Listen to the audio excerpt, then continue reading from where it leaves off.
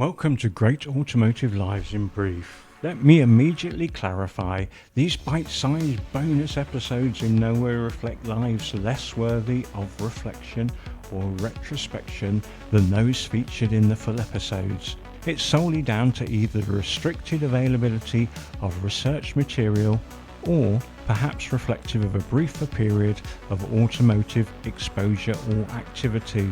Selfishly too, it gives me the chance to indulge in the genius of some of my lesser known or less celebrated automotive heroes.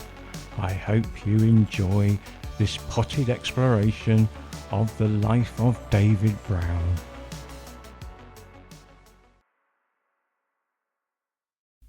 If you are around my age, firstly, commiserations, old timer, but secondly, you may remember David Brown the way I do. Growing up just a few miles outside Newport Pagnell, the ins and outs, of which there were many, at the Tickford Works were meat and drink to me even then. This would have been the early 1970s, and my impression of Brown was as a suave and sophisticated business investor. There was always a Mediterranean tan and a blizzard of blazers, cravats and boat shoes. A small but fastidiously presented gent with expensive-looking glasses who positively reeked of money and influence.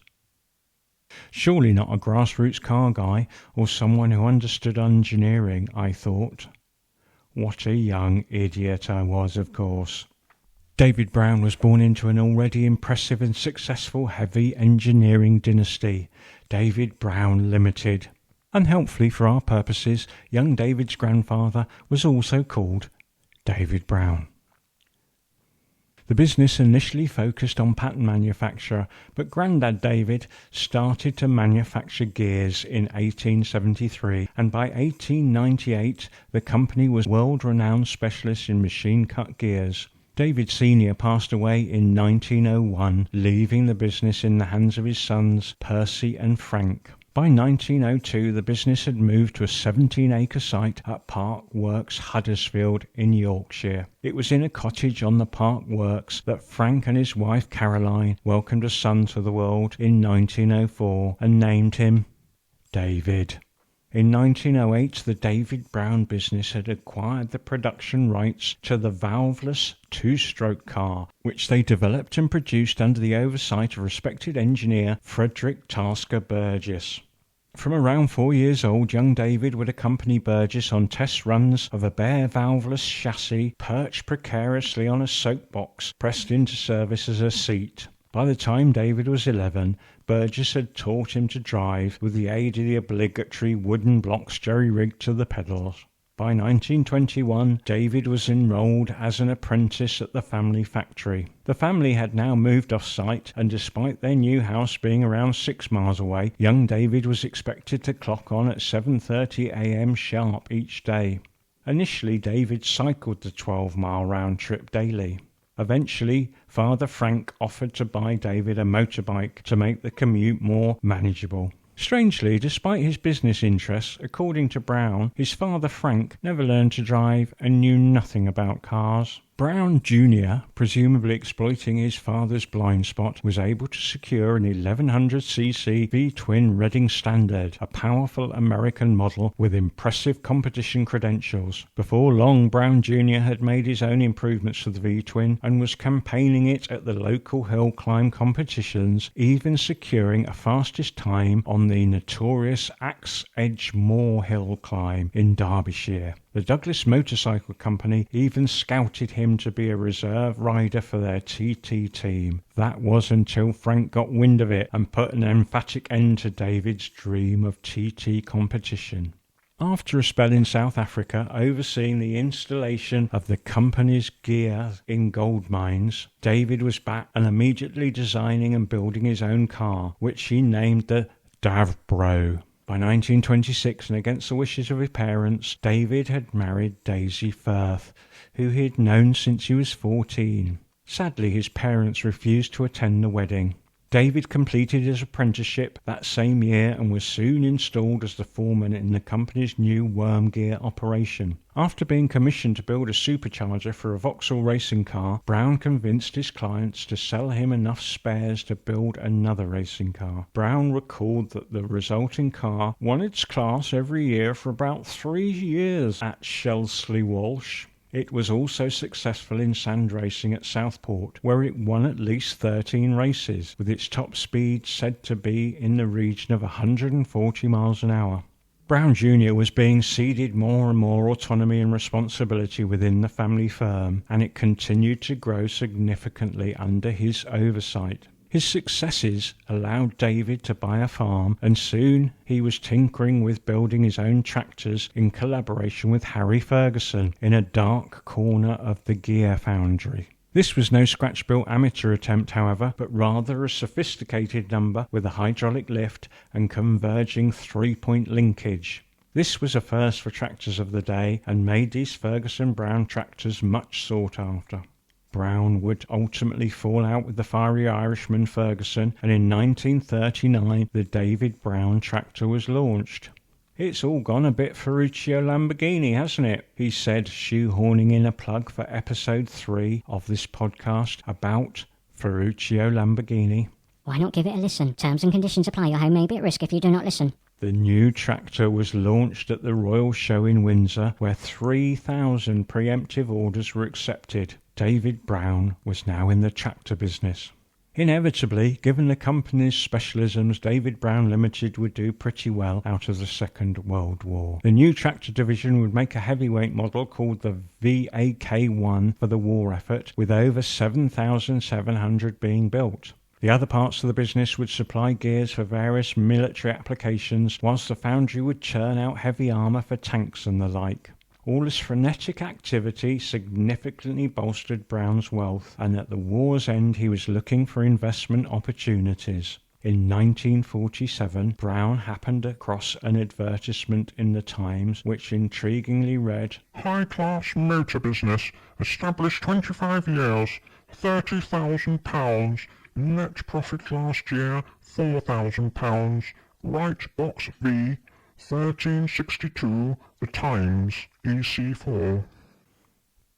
Brown was intrigued and replied to the advert, soon finding out this high-class motor business was none other than Aston Martin, a company he knew well. The desperation within the business became obvious when Brown easily achieved a £9,500 reduction, finally paying £20,500. The following year he bought the Ayling-Lagonda business for £52,500. When he completed the set with the purchase of Tickford Coach Builders in 1955, he consolidated all 3 operations in the former Tickford Works in Newport Pagnell. Before all this coalescence, however, Brown hit the ground running. During the war, Aston Martin had developed a cycle-winged 2-litre prototype called the Atom, and Brown immediately initiated an updated version. This prototype was entered into the 1948 Spa 24-hour race by way of a development shakedown, and it won the race outright. As well as the cycle-winged so-called Spa replica, Brown sent a more conventionally bodied 2-seater roadster to the 1948 London Motor Show. This was then called the 2-litre Sports, and 13 of these would be built and sold before it was replaced in 1950.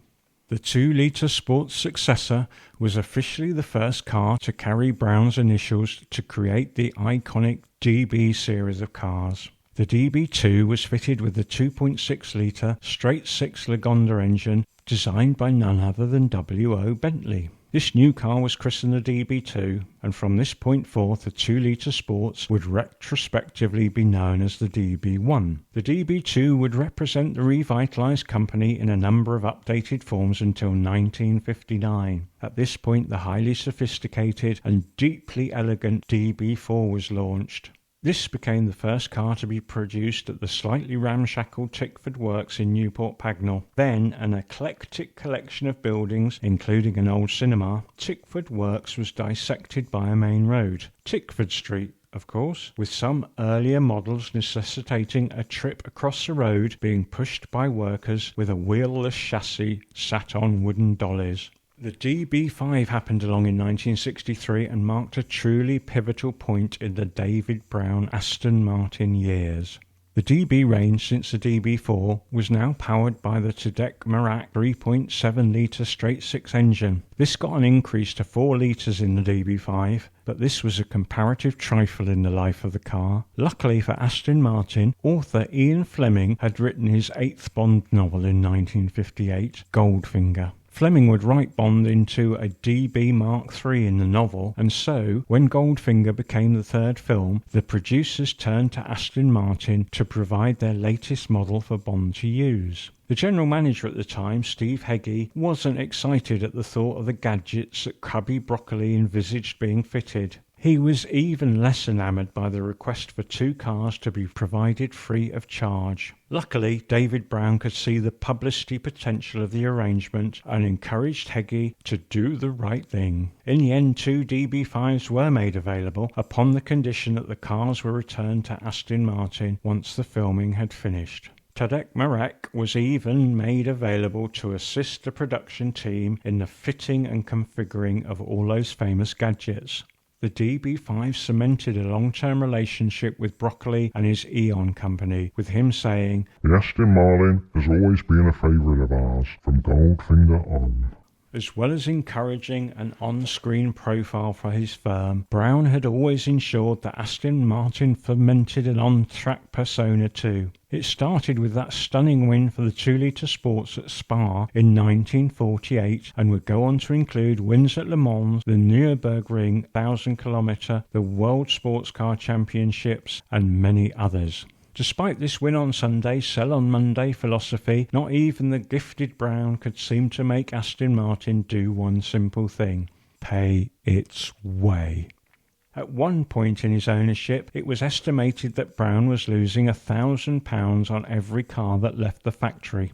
Whatever the truth, Brown had endured his fill by 1972 and sold the company for a nominal £100 to Company Developments. The DB prefix immediately disappeared from the cars, although Brown gave his permission for them to be reinstated for the later DB7. And Brown went off to steward his other numerous interests. Was he bothered about turning 20,500 in 1947 and 52,500 in 1948 for whatever he paid for Tickford into £100 in 1972? I doubt it. His other interests were impressive. A couple of years before his death in 1993, at his tax-exiled home in Monte Carlo, he sold his shares in the David Brown Corporation for $46 million. So what of the man? Well, Brown was quite the man of action and adventure, with a keen eye for a pretty face. He would go on to have 3 wives ultimately, not concurrently, I must stress. After Daisy came Marjorie, his secretary. After Marjorie came Paula, his personal assistant, which tells its own story in some ways. Brown was knighted in 1968 to become Sir David, and was a qualified pilot who would often take the controls of his personal de Havilland Dove. He would love to spend time on the water, either in his 200-ton motor yacht, Astromar, or his 34-knot catamaran, Chief Flying Sun. Brown would breed hunters and racehorses on his 700-acre estate in Buckinghamshire, and would also play polo and ride with the hounds himself, as well as enjoy tennis. A true titan of industry in the traditional mould, there is very much to admire and enjoy in the life of Sir David Brown, a captain of industry of the type that are sadly few and far between in 2025.